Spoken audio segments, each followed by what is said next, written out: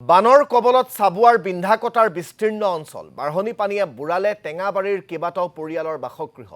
বছৰৰ প্ৰথমটো বাৰিষাতে হাহাকাৰ বিন্ধাকটাবাসীৰ ৰাইজৰ ওখ ঠাইলৈ ঢাপলি মেলিছে বানাক্ৰান্তই এয়া চাবুৱাৰ বিন্ধাকটাৰ দৃশ্যাংশ আমি আপোনালোকক টেলিভিছন স্ক্ৰীনত দেখুৱাইছো বাঢ়নী পানীয়ে বুৰাই পেলাইছে বিন্ধাকটাৰ বহুকেইটা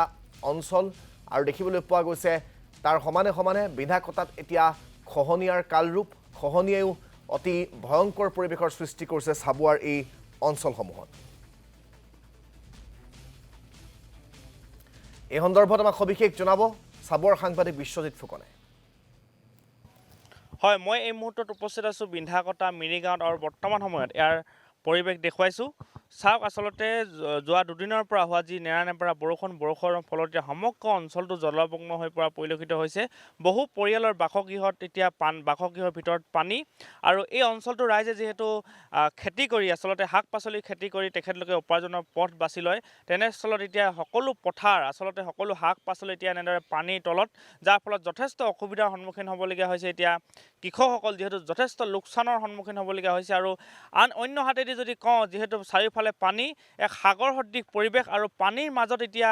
এই পৰিয়ালসমূহে জীৱন নিৰ্বাহ কৰিবলগীয়া হৈছে থাকিবলৈ ঠাই নাইকিয়া এটা পৰিৱেশৰ সৃষ্টি হৈছে মই যিমান পাৰোঁ দৰ্শকসকলক এই মুহূৰ্তত প্ৰতিনিধি মই দৰ্শকক পৰিৱেশটো দেখুৱাইছোঁ চাওক আচলতে কি এটা ভয়াৱহ পৰিৱেশ মাজত ঘৰ আৰু চাৰিওফালে পানী এতিয়া ইয়াত টুলুঙা নাওখনে একমাত্ৰ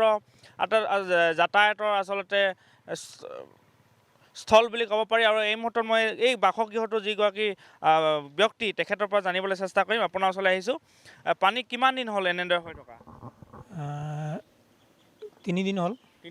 3 দিন দিয়ে আপোনালোকে পানী তলতে আছে 3 দিনৰ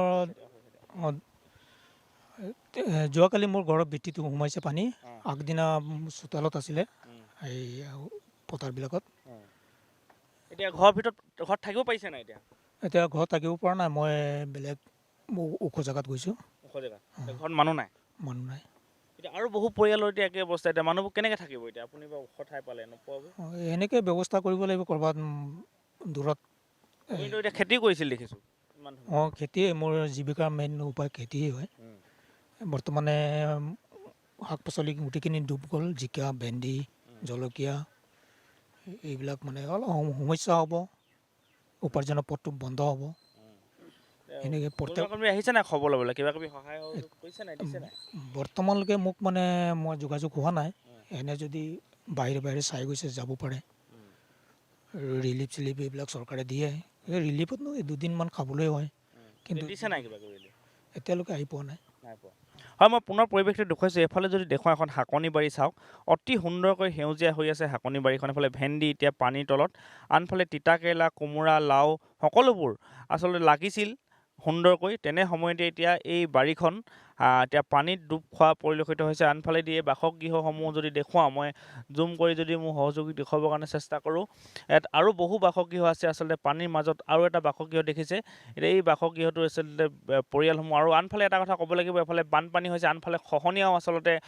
হোৱা দেখা পোৱা গৈছে আৰু মই যদি সম্ভৱ হয় কিছু দেখাবলৈ চেষ্টা কৰিম ব্ৰহ্মপুত্ৰ নদীৰ নিচেই কাষতেই পালেহি আৰু খুব বেছি দিন নাই হয়তো এইটো হাৰত যিটো হাৰত খহনীয়া হৈছে এনেদৰে খহনীয়া হ'লে এই ঠাইডোখৰ প্ৰায় নাইকিয়া হৈ যাবলৈ খুব বেছি দিন হয়তো নালাগিব আৰু তেনেস্থলত আচলতে এতিয়া এই সমগ্ৰ অঞ্চলটো ৰাইজ চিন্তিত হৈ পৰা পৰিলক্ষিত হোৱা দেখা পোৱা গৈছে এফালে বানপানী আহিব শুকাব কিন্তু বানপানীৰ সমান্তৰালকৈ যে খহনীয়াই যে ভয়াৱহ এটা ৰূপ লৈছে মই কেমেৰাত যদি কিছু জুম কৰি দেখুৱাবৰ কাৰণে চেষ্টা কৰোঁ আগত আপোনালোকে দেখিব তাৰপিছত এফালে ব্ৰহ্মপুত্ৰ নদীখন আৰু খহনীয়া আহি আছে আৰু আমি যিহেতু পানী যথেষ্ট বেছি সেইবাবে আমি যাব পৰা নাই আমি এই ঠাইৰ পৰা আমি দৰ্শকসকলক দেখাবলৈ চেষ্টা কৰিছোঁ আৰু এতিয়া এনেদৰে দেখা পোৱা গৈছে চাবুৱাৰ বিন্ধাকটাৰ যি মিৰিগাঁও এই মিৰিগাঁৱত এতিয়া এফালে বানপানী আমি আপোনালোকক বিশ্বজিৎ ফুকনৰ জৰিয়তে বিন্ধাকটাৰ পৰা সেই পৰিৱেশ দেখুওৱাৰ চেষ্টা কৰিছোঁ